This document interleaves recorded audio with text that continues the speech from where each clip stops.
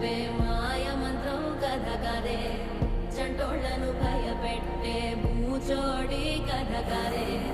తాత ముత్తాతమ్మల భూతాల కథ కదే విక్రమాదిత్యుడు చెప్పిన వేదాళుడి కథ కదే దీపము నుండి దెయ్యం వచ్చే అల్లావుద్దీన్ కథ కాదే ఇది ముడత చర్మం ముసలి చెప్పే కథ